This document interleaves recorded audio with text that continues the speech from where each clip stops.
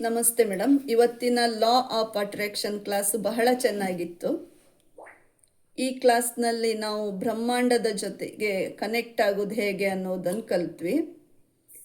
ERO ಇದ್ರ ಬಗ್ಗೆ ಕಲ್ತ್ವಿ. E ಅಂದರೆ ಈವೆಂಟು, ಆರ್ ಅಂದರೆ ರಿಸ್ಪಾನ್ಸು, O ಅಂದರೆ ಔಟ್ಪುಟ್ಟು.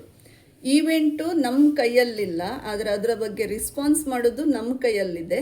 ನಾವು ಹೇಗೆ ರಿಸ್ಪಾನ್ಸ್ ಮಾಡ್ತೇವೋ ಆ ಥರ ಔಟ್ಪುಟ್ಟು ಫಲಿತಾಂಶ ನಮಗೆ ಸಿಗ್ತದೆ ಅನ್ನೋದನ್ನು ಕಲ್ತ್ವಿ.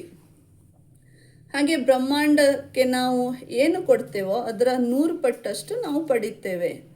ಬ್ರಹ್ಮಾಂಡದ ಜೊತೆಗೆ ಕನೆಕ್ಟ್ ಆಗುವ 3 ಮಾರ್ಗಗಳನ್ನು ಕಲ್ತ್ವಿ. ಏನು ಅಂದರೆ ಥಾಟ್ಸು, ವರ್ಡ್ಸು ಮತ್ತು ಆ್ಯಕ್ಷನ್. ನಮ್ಮ ಥಾಟ್ಸು, ವರ್ಡ್ಸು, ಆ್ಯಕ್ಷನ್ ಹೇಗಿರ್ತದೋ ಅದೇ ಥರ ರಿಸಲ್ಟ್ ನಮಗೆ ಸಿಗ್ತದೆ, ಬ್ರಹ್ಮಾಂಡದಿಂದ ನಮಗೆ ಸಿಗ್ತದೆ.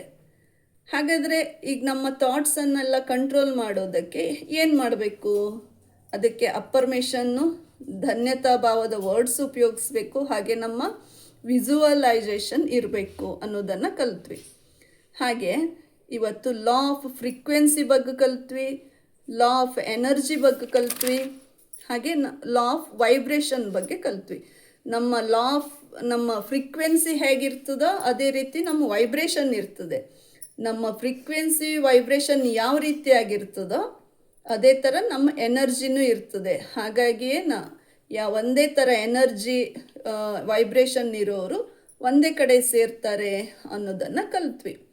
ಹಾಗೆ ನಾವು ಲಾ ಆಫ್ ಗಿವಿಂಗನ್ನು ಕಲ್ತ್ವಿ.